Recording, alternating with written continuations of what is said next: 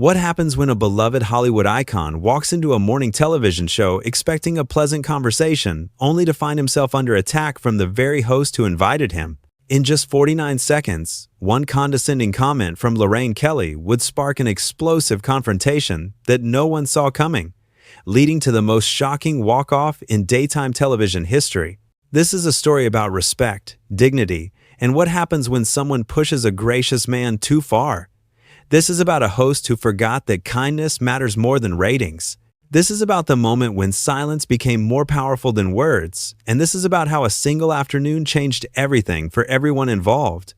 The morning started like any other at the studio. The cameras were ready, the audience was buzzing with excitement, and Michael Caine, the legendary actor known for his calm demeanor and decades of cinematic excellence, sat comfortably in the guest chair. He was there to talk about his latest project, a passion piece that meant the world to him. The studio lights were warm, the atmosphere seemed friendly, and everything appeared set for a delightful interview. Behind the scenes, crew members went about their usual tasks. Someone adjusted a camera angle. Another person checked the sound levels.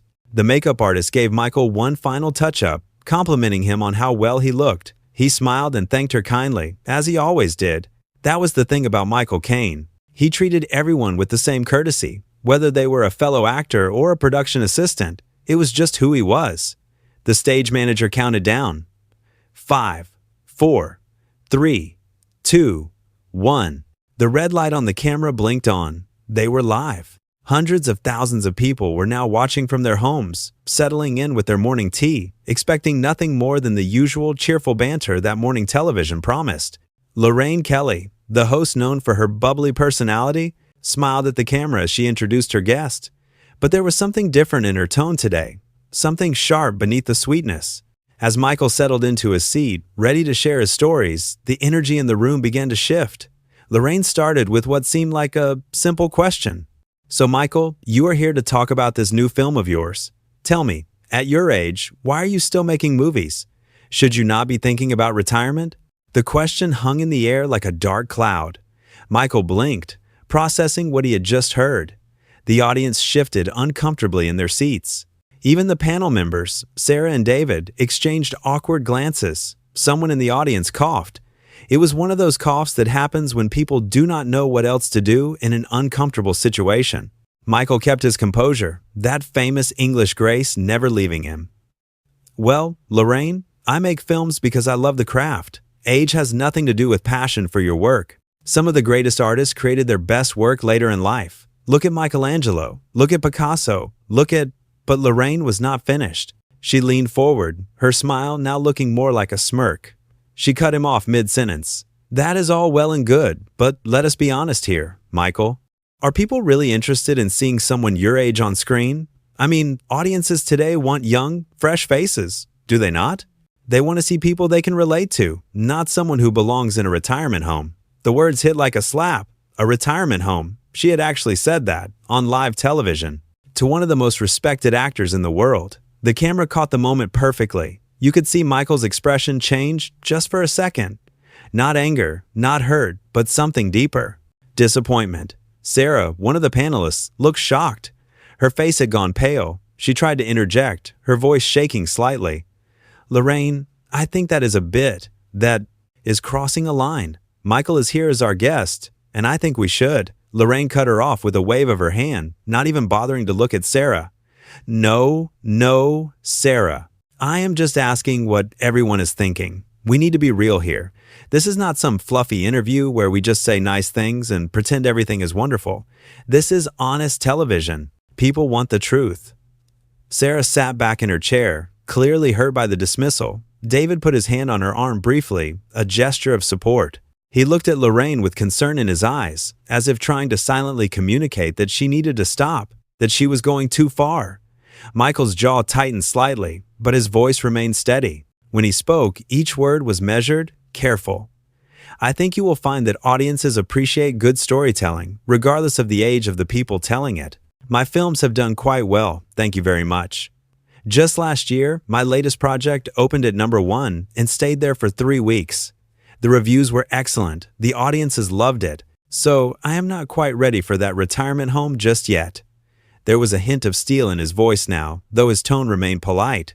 He was giving Lorraine a chance to back down, to change course, to remember that this was supposed to be a friendly conversation. But Lorraine, it seemed, was not interested in backing down. Lorraine laughed, a laugh that sounded more dismissive than amused. It was the kind of laugh that made people feel small. Yes, but those were years ago, were they not? What have you done lately that is really worth talking about? I mean, truly memorable, not just some little film that comes and goes. I am talking about something significant, something that matters. She paused, looking directly into the camera as if addressing the audience at home. You see, this is the problem with these older actors. They think their past glory means they can just keep going forever. Never mind whether anyone actually wants to see them anymore. The audience gasped, literally gasped. A woman in the front row put her hand over her mouth. This was no longer uncomfortable. This was painful to watch. David, the other panelist, shifted in his seat. He looked genuinely uncomfortable, like he wanted to be anywhere but there. He cleared his throat. Lorraine, Michael has had a remarkable career. I think we should show some respect here. He has given us some of the greatest performances in cinema history. The Italian Job, Alfie, The Dark Knight trilogy. I mean, these are iconic roles that have... Once again, Lorraine interrupted. This time her voice was sharp, cutting. David, please, I'm conducting this interview, not you. If I wanted a list of Michael's old movies, I could look them up on the internet. Michael can handle a few tough questions. Cannot you, Michael? Or are you too fragile for that? Fragile? She had called him fragile. David's eyes widened. He looked at Michael with something close to sympathy, then looked down at his notes. Clearly frustrated, but unsure what else to do. He had tried to help and been shut down. What more could he say? Michael looked at her for a long moment. The audience was silent now, sensing that something was going very wrong. You could have heard a pin drop in that studio. Michael took a slow breath before speaking. Tough questions are one thing, Lorraine. Disrespect is quite another. There is a difference between challenging someone and belittling them. I came here today expecting a professional conversation. What I am experiencing is something else entirely. His voice was quiet, but it carried weight. Every person in that studio heard him clearly. This was not a man losing his temper. This was a man drawing a line, calmly and clearly, letting someone know they had crossed it. Lorraine scoffed, actually scoffed. Oh, come now, you cannot take a little criticism? You are a big Hollywood star. Surely you have thicker skin than that. I thought you were tougher. But I suppose when you spend all your time surrounded by people who tell you how wonderful you are, you forget what real conversation sounds like. Maybe that is the problem with your generation. You all expect everyone to bow down and worship you just because you showed up. She was on a roll now, seemingly enjoying herself, not noticing or not caring that everyone around her had gone quiet. The crew members behind the cameras looked at each other with concern. The floor manager made a gesture to the producer in the booth, a gesture that said they needed to do something, anything, to stop this train wreck. Sarah tried again to calm the situation. Her hands were trembling slightly as she spoke. Perhaps we could talk about the actual film? I read about it, and it sounds absolutely fascinating. I'm sure our viewers would love to hear about the story and the character you play and what drew you to this particular project. Michael, would you like to tell us about? Lorraine turned to Sarah with an icy stare that could freeze water. Sarah, if I want your input, I will ask for it. Right now, I am talking to Michael. This is my show, and I will run it how I see fit. Do you understand?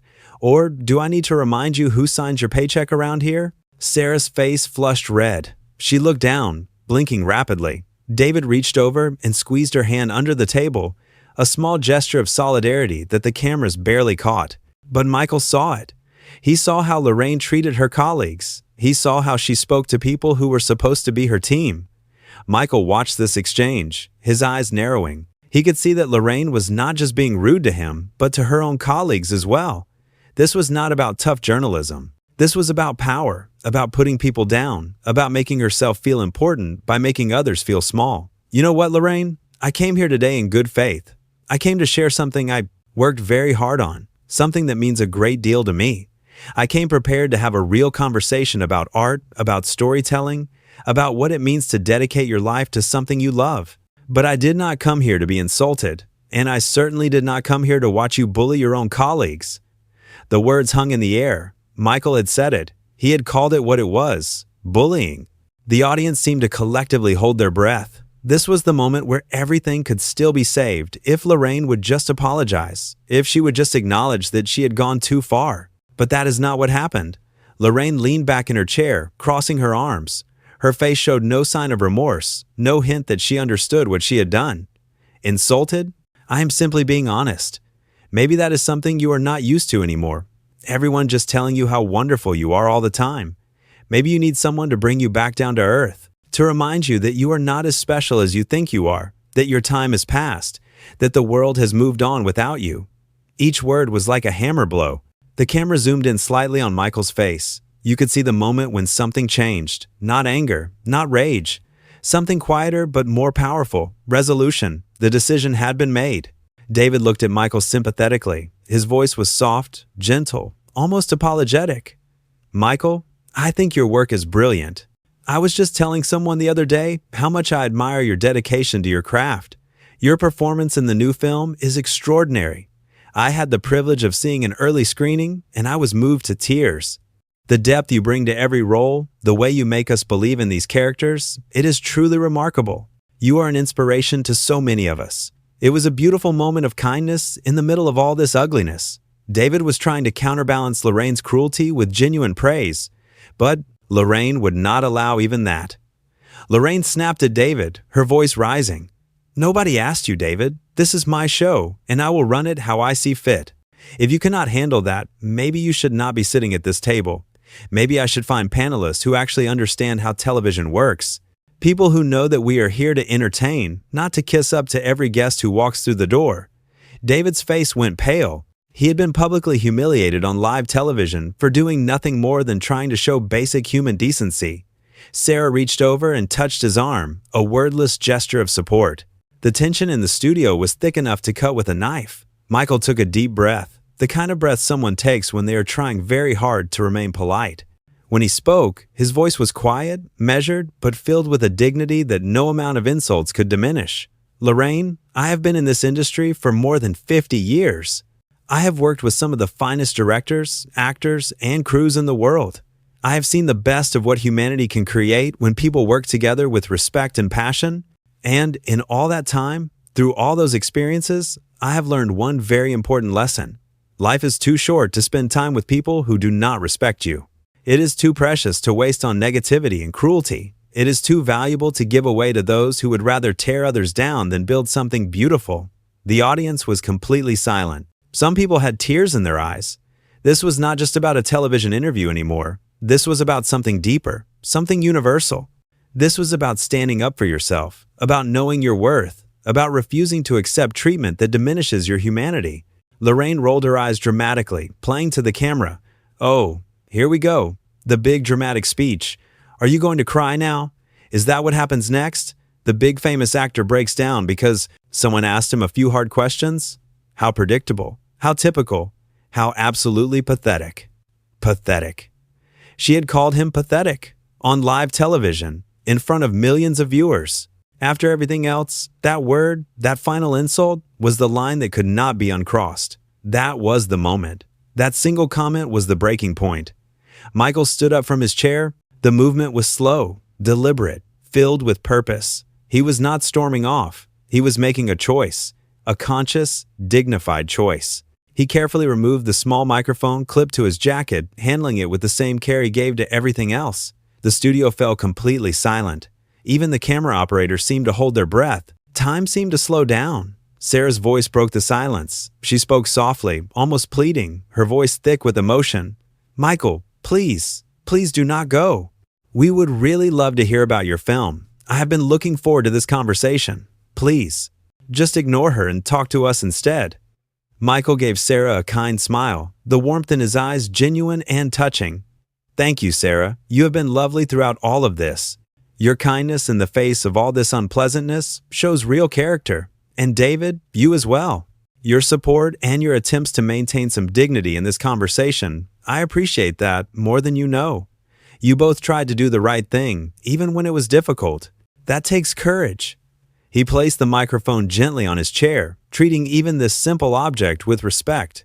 Everything Michael did spoke of grace, of composure, of a man who knew who he was and did not need to prove anything to anyone.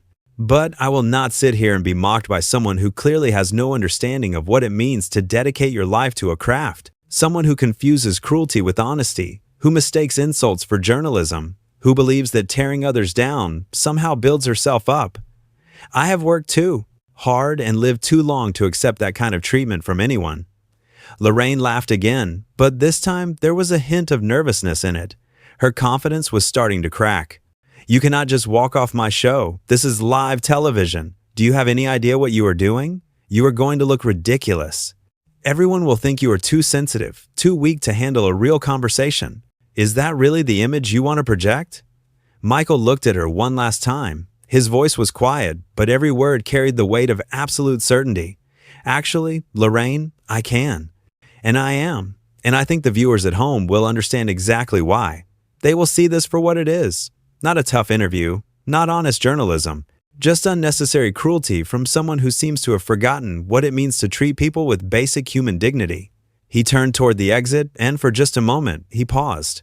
He looked back at Sarah and David one more time, giving them a small nod of respect. Then he continued walking. Every step was measured. Every movement spoke of a man who was not running away, but choosing to leave, choosing to value himself enough to walk away from toxicity. David jumped to his feet, his chair scraping against the floor. The sound echoed through the silent studio. "Michael, wait. Please wait just one moment." He turned to Lorraine, and for the first time, there was real anger in his voice. "Lorraine, what you did here today was wrong. It was unprofessional, it was cruel, and it was completely unnecessary. Michael Caine is a legend, a gentleman, and he came here as your guest. And you treated him, you treated all of us, with nothing but contempt." Lorraine's face turned red. She stood up as well, her voice rising to match his. "How dare you speak to me that way? I am the host of this show. Everything you have because of me, because I gave you this platform.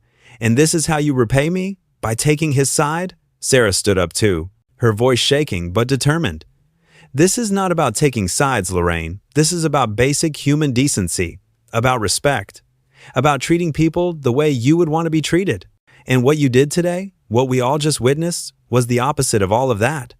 But Michael was already walking toward the exit. His steps were measured, dignified. He did not storm off. He did not shout. He simply left, like a man who knew his worth and refused to let anyone diminish it.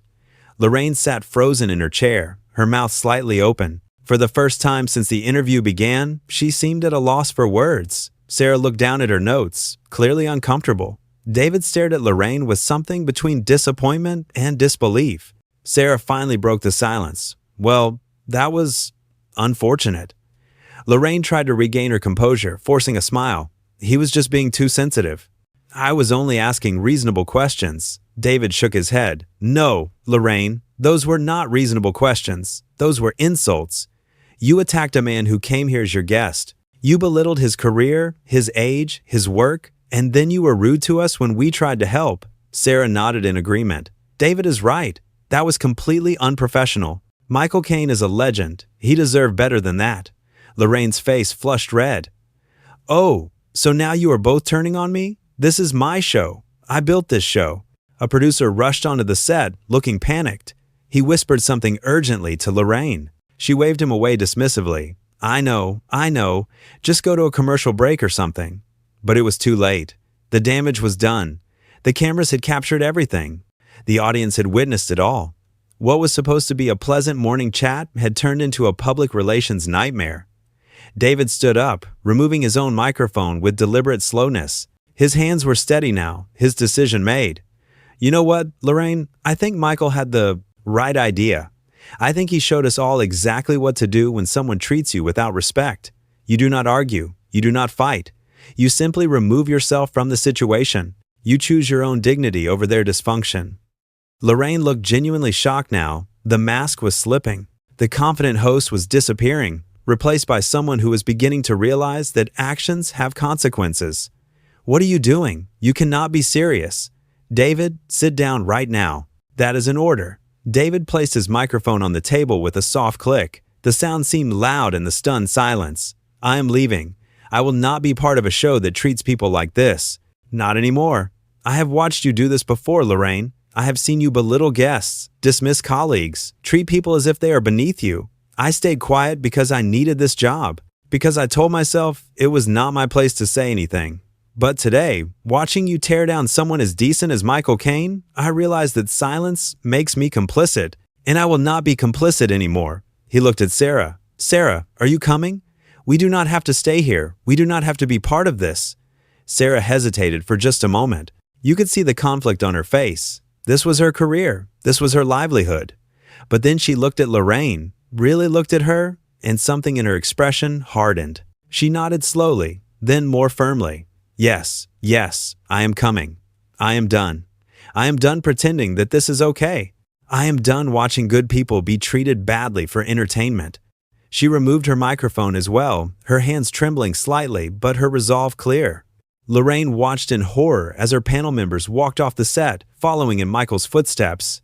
You cannot all just leave. We are in the middle of a show.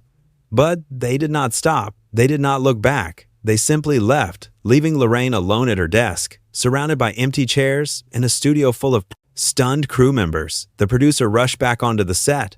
Lorraine, we need to do something. We are still live. Lorraine looked at the camera, her carefully crafted television persona crumbling. She tried to smile, but it came out as more of a grimace. Well, folks, it seems we are having some technical difficulties. We will be right back after this break. But everyone watching knew the truth. This was not technical difficulties. This was a complete meltdown. This was what happened when a host forgot that respect goes both ways, that guests are not there to be torn down, and that kindness should never be mistaken for weakness. Backstage, Michael Caine was already heading toward the exit. His pace was unhurried, his posture straight. A young assistant ran up to him, nearly tripping in her haste, apologizing profusely. Her face was flushed with embarrassment and concern. Mr. Caine, I am so sorry about what happened in there. That was completely out of line. We all thought this would be a lovely interview. Nobody expected that she would. I mean, we all love your work. That was just, I am so sorry. Michael stopped and turned to face the young woman. He could see how distressed she was, how personally she was taking this. He patted her gently on the shoulder, his touch kind and reassuring. It is not your fault, my dear. Not at all. You have been nothing but professional and courteous. Please do not take this upon yourself. Sometimes things happen that are beyond our control, but thank you for saying so. That means more than you know. Sarah and David caught up with him in the hallway. Sarah looked embarrassed. Michael, I am so sorry. We should have stood up for you sooner. Michael smiled warmly at them both. You did stand up for me. You tried to redirect the conversation. You were kind. That is more than enough.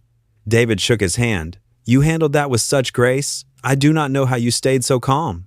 Michael chuckled softly. When you have been around as long as I have, you learn that sometimes the best response to rudeness is simply to remove yourself from the situation. Life is too precious to waste on negativity. Back in the studio, Lorraine sat alone at her desk during the commercial break. The producer approached her cautiously. Lorraine, we need to talk about what just happened. Lorraine snapped at him. What is there to talk about? They all overreacted. I was just doing my job, asking the tough questions. The producer sighed. Lorraine, that was not journalism. That was bullying. You attacked a guest who came here in good faith, and then you drove away your entire panel. Lorraine crossed her arms defensively. So what do you want me to do? Go crawl back to them and apologize? The producer looked at her seriously. That would be a start, but honestly, Lorraine, I think the damage might already be done. In those final moments before the show came back from commercial break, Lorraine sat alone, surrounded by the consequences of her own actions. She had started the day as the confident host of a popular morning show. But in just 49 seconds, with one condescending comment too many, she had managed to alienate a Hollywood legend and lose the respect of her own colleagues. Michael Caine, meanwhile, walked out of that building with his head held high. He had shown that dignity and self-respect are never out of style, that knowing when to walk away is not weakness, but wisdom, and that true class cannot be shaken by someone else's rudeness. The lesson was clear. In a world where controversy and conflict often get confused with compelling television, Michael reminded everyone watching that grace under pressure is far more powerful than any cutting remark. Sometimes the strongest thing you can do is simply refuse to engage with someone who refuses to show you respect. And that, in the end, is what made Michael Caine the hero of this story and Lorraine Kelly the cautionary tale.